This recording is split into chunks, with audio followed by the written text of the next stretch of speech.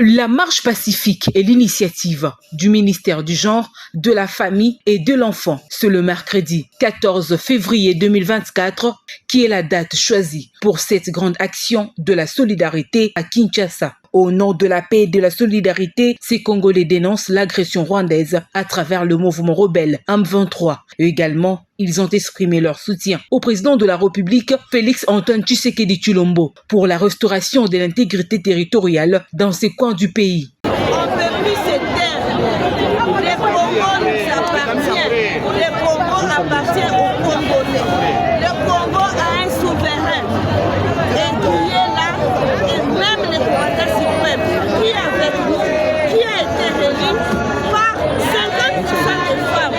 Nous marchons pour montrer notre indignation à la communauté internationale de regarder vers l'Est. Et l'Est, nous voyons Ituri, Goma et Saké. On dit nos mamans, on dit nos papas. On a des orphelins. On se dit que nos pères se taire. Nous ne voulons pas nous taire. Les Congolais est indivisible. La marche est partie de la place de la gare centrale pour Chité, au Palais de la Nation. Un mémorandum a été déposé à la présidence de la République.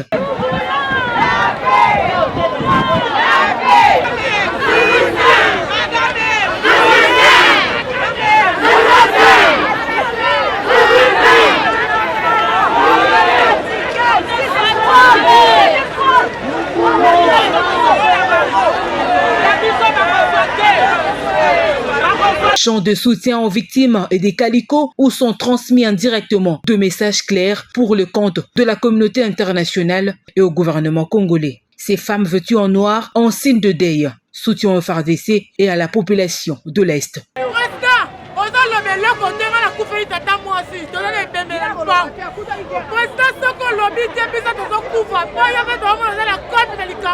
Ça veut dire que si aujourd'hui vous constatez que les femmes se sont mises ensemble en tenue noire, c'est pour exprimer leur désolation.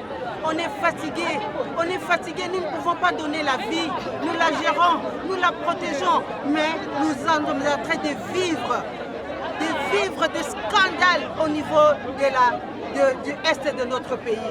Les enfants meurent, les femmes meurent, nos oncles, nos maris, tout le monde est en train de mourir, de laisser sa vie parce qu'il a fallu que nous puissions prendre le coltan. Non, nous disons non à ce dialogue-là. Nous demandons aujourd'hui que les Rwandais organisent un dialogue inter-rwandais avec les FDLR qui sont des Rwandais pour s'organiser dans leur pays. Et ici, en RDC, la population congolaise va s'organiser aussi.